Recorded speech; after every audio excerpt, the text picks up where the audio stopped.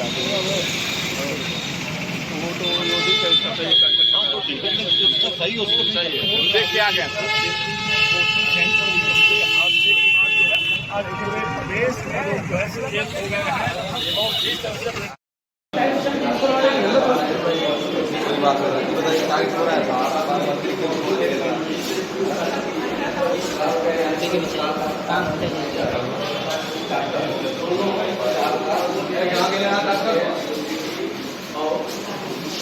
किस तरह की कार्रवाई हुई है? कौन सा हॉस्पिटल है? जीवन ज्योति। ये पहले तो मैं आपको ये बता दूं कि जो राजेंद्र नगर में दुर्घटना बेसमेंट में हुई है उसके क्रम में दिशा निर्देश दिए गए हैं कि सभी बेसमेंट चाहे वो उसमें कोचिंग चल रही हो, चाहे अस्पताल चल रहा हो, चाहे कुछ भी मतलब कार्रवाई हो रही हो इस तरह की जिसमें मानव जीवन को खतरा है उससे संबंधित जांच हो रही है बेसमेंट की।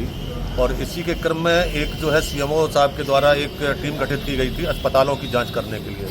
तो आज हमारे साथ में डिप्टी सीएमओ मिस्टर मौर्य और हमारे सीओ साहब हैं, हमारी टीम है। उसके साथ में हम लोगों ने आज 2-3 अस्पतालों को देखा। एक अस्पताल जीवन ज्योति है, इसके बारे में जब हम लोगों ने यहाँ डॉक्टर साहब के साथ में जाँच की तो यहाँ पर जो है मुख्य रूप से महिलाओं की का इलाज चल रहा है और भारी संख्या में यहाँ महिलाएं बैठी हुई पाई गई और अंदर एक डॉक्टर उनको देख भी रही थी। जानकारी करने पर पता चला कि जो इसकी डॉक्टर हैं वो वर्तमान समय में अपने पति का इलाज दिल्ली करा रही हैं, मुंबई करा रही हैं और कई महीनों से यह अस्पताल बिना उनकी देखरेख के चल रहा है। और यहाँ पर उनके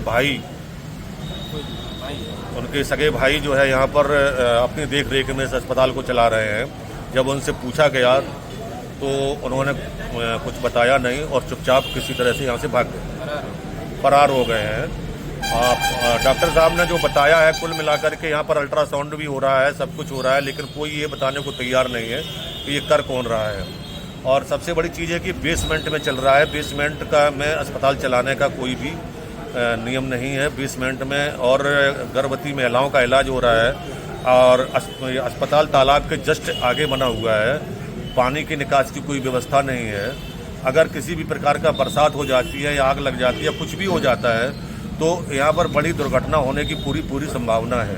किस तरह कार्रवाई के आदेश दिए गए? तो यहाँ पर जो है हमारे सीएमओ साहब हैं, सारी चीज़ें देखने के बाद में हमारे डिप्टी सीएमओ साहब जो है यहाँ पर जो चिकित्सा की नियमावली है उसके अंतर्गत जो है हमारे डिप्टी सीएमओ साहब कार्रवाई करेंगे और कार्रवाई से जिलाधिकारी महोदय को अवगत कराएंगे। किस तरह कुछ लोगों को हिरासत में भी लिया गया, क्या मामला? कुछ इस तरह के दलाल टाइप के लोग लग रहे थे जो बात पर जो है काम में अवरोध उत्पन्न कर रहे थे।